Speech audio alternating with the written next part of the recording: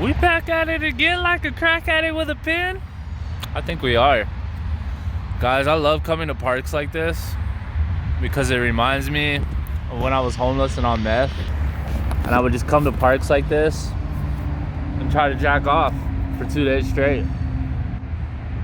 And why I love that? Well, I loved doing it at the time. I told myself I loved doing it. I didn't actually really like doing it. I thought I did. But it's a good reminder to come here and think about those days and how miserable I really was but didn't realize it. It's just the crazy, cunning, baffling, and powerful effect of meth. Is how fucking shitty of a situation we can be in and not even realize it because of how powerful meth is. But we're not talking about that. Today we're talking about meth psychosis stories. And people are always asking me what it's like to be in meth psychosis. What's it like to stay up for 5 days? And I have crazy, I find them very interesting stories. Usually, when you hear a meth psychosis story, people just go into how they think the cops are after them, how they think a drug dealer's after them, someone's always after them. And mine have a lot of that too, but mine were pretty different because of what was going on in my life. And I think with meth psychosis, the thing is, it plays off a lot of what's going on in your head. So if you're already paranoid and thinking about cops, it's gonna play off the cop thing. If you're already paranoid and thinking about drug dealers you ripped off, it's gonna be playing off of that. But what was going on in my head at the time, it was playing off that. And it's very interesting. I've never heard a meth psychosis story like this. But what causes meth psychosis? Let's go into that first, right? Some people say it's the not sleeping for 5 days. It's fucking with your head, and there's a lot of validity to that, and that's definitely true. But I will say it's also the meth itself that's doing it. So to me, it's probably a combination of the meth and the not sleeping part. Because why I say this is there's been times where I had slept for months and months, ate every day, hadn't used meth for months, relapse, get back on meth, and the very first day I'm on meth, after lots of sleep, I go into psychosis. So that tells me right there it's not 100% just from lack of sleep. It's also the actual drug itself causing these hallucinations, these crazy ideas. And also I want to say that nowadays there's a lot of bath salts and flocka and all this weird shit getting passed around as meth that isn't actual pure methamphetamine. It's another chemical. It's a research chemical.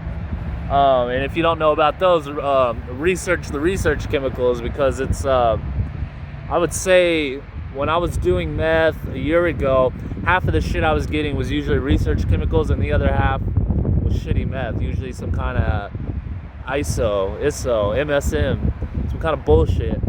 But that's a good reason to get sober, because the meth these days is so shitty, it's not even really worth doing, and it fucks your brain up a lot faster than the meth that we were getting. I started doing meth in like 2002, 2003.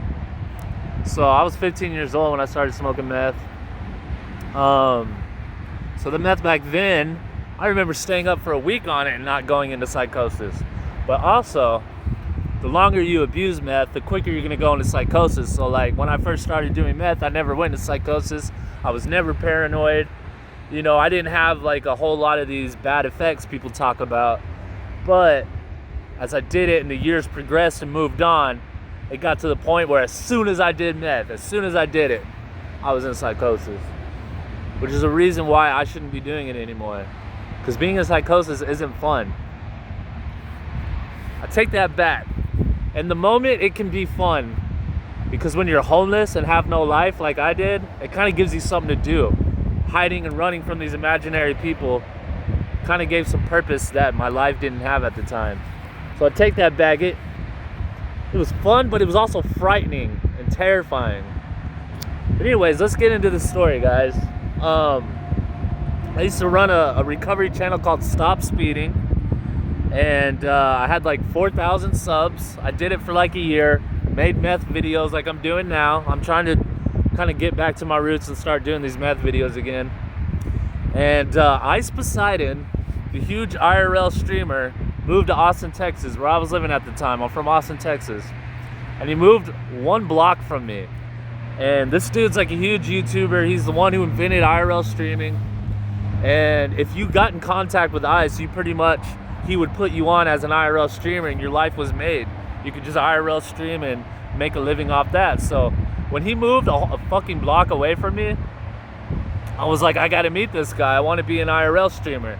So this is all why I had my Stop Speeding Recovery channel. And I would see him walking down my block with his girlfriend. And so I start streaming so I can try to get on his radar. And I was just gonna go live and go to his house and try to make an IRL streaming career doing that. But I'd been drinking, so I'd relapse, I would relapse and been doing meth.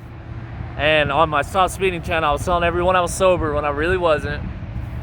So I do some meth and get drunk before I go to his house because I was very nervous. This was kind of like a make or break, monumental occasion. You know, I was gonna go to Ice Poseidon's house and try to become a streamer.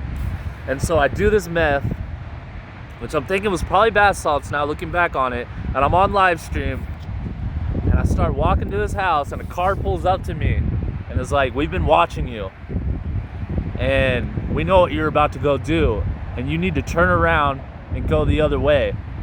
And to this day, I don't know if this really happened or not, right? I mean, in Meth Psychosis, you completely believe the thing that you're looking at is real. You see actual people, you see actual cars, and I actually had a conversation with this person that was telling me not to go to Ice's house. And to this day, I don't know if it happened or not. I did post on IP2, which is an Ice Poseidon message board, that I was gonna go to his house and stream. So there is a possibility that someone read it, posted it up at his house, and was waiting for me to walk over there. But the likelihood of that is kind of fucking insane. And that's something I like to do a lot when it comes to Meth Psychosis, is now that I'm in a sober, state of mind, looking back at my psychosis, and now I can kind of tell if shit was real or not. And some of it is really hard to tell if it was real or not. And I still have trouble these days looking back and saying, were those people really following me or not? Because when you're in Meth Psychosis, it's so fucking real. It's not like when you're on acid and you see like the wall move and the wall's not really moving. Or like other drugs where you hallucinate, that's probably a hallucination. You're able to decipher what's real or not. But in Meth Psychosis, you're really not able to. So anyways, this guy tells me to not do it. So I'm like, fuck. In my Meth Psychosis brain, I'm thinking that Ice Poseidon's viewers are somehow able to watch me. So I live by this highway. Me and Ice lived by this highway when Ice used to live over there. So I start walking down this highway, and at first it's to lose that guy that's in the car. He tells me that he saw which house I came out of. He knows where I live. So I'm like, I'm not gonna go back to my house. I need to lose this guy. So I start walking down the highway. Now when I'm on the highway, my psychosis turns into this. Ice Poseidon viewers can somehow see me. I don't know how they can see me, if it's through my phone. I don't know how they can see me. But every car on this highway, and it's a busy ass highway, so every fucking car on the highway, I think, are Ice Poseidon viewers trying to find me, because they somehow saw this post I made on the internet that I was gonna go to Ice's house. I don't know how, but I thought every fucking car was an Ice Poseidon viewer. So like, what I would do was like, there's this cement on the highway, and it kind of blocks the highway from the dirt road, that's next to the highway. So I would run and then lay down in the grass by the cement, and the cars would whiz by, and I would think, all right, they don't see where I am. And then I would get back up, and another car would go down the highway, and I'd be like, bam, they spotted me. I do this all night, just playing this cat and mouse game with these cars where I'm running, and I'm like, oh shit, they see me. So I lay down, and I do this literally the entire night. And then, I don't know if you guys have ever seen this episode of Black Mirror.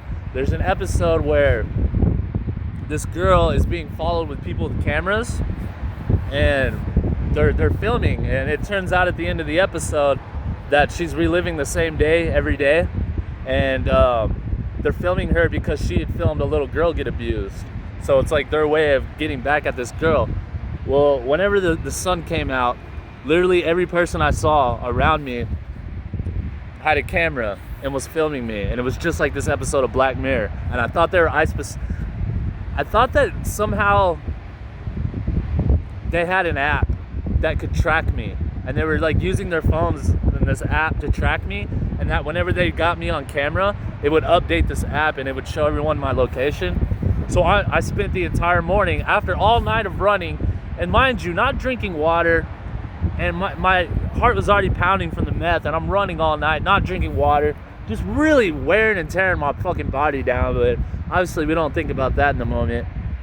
But all morning I'm seeing every fucking car that drives by me, I see them holding a camera and filming me. So there was a lot of woods where I live. I would run out in the woods where there's no cars could get out there at all, and I'm like, I'm gonna be safe in the woods. I go out in the woods, I fucking, sit down at a tree, and then I hear leaves crinkling. I hear somebody walking out there in the woods, and I'm like, fuck, they know I'm out here. So I run to another spot, and then I would see somebody far away with the camera. I'd be like, fuck, they spotted me. And every time they spotted me, I'm like, oh, they're gonna update their app, and all these people are gonna come. Obviously, obviously it didn't happen, right? Obviously this is my mind playing tricks on me. But the crazy thing is, and the crazy thing I still dispute to this day, if I don't know if it was real or fake or not, was that I would walk by a store with an empty parking lot. Nobody would be there. I'd be like, all right, I'm gonna chill here. I finally got away from the gang stalkers. I finally got away from these Ice Poseidon viewers, whoever the fuck they are. I would go to the parking lot. Somebody would see me, and a minute later, the whole parking lot would fill up with cars. It happened every time. And then I'm just like, the cars, I saw them, they were real. They weren't fake cars, and I still dispute to this day, like, it's so crazy how fucking real it was. Because there's no way that little old me just walking by a parking lot could fill up a whole parking lot with cars. That's insane. But yeah, that's pretty much my story that time. Eventually, the drug wore off, and I was able to go home and not feel like I was being followed home. I didn't want to go home. I stayed out this entire time because I thought if I went home, then they would know where I live, and then they would never stop fucking with me. They would always be outside of my house. But eventually, when the drug wore off, I was able to go home and go to sleep. And thank God, after I went to sleep and stopped doing meth, I would always go back to a normal state of mind. There's some people that develop schizophrenia from meth, and they are like that for the rest of their lives, and thank God that never happened to me. I'm very lucky and blessed that didn't happen to me. But that's Meth Psychosis story number 1. I want to do a series, so it gets crazier because eventually I become kind of a popular live streamer. I eventually met Ice, and I eventually got into that world, and you can look up my name, Stop Speeding. I used to go by Stop Speeding. I used to be like a semi, I lost all my channels are gone, but I used to be a semi-popular IRL streamer, and I would do meth, and I would think my viewers were out looking for me.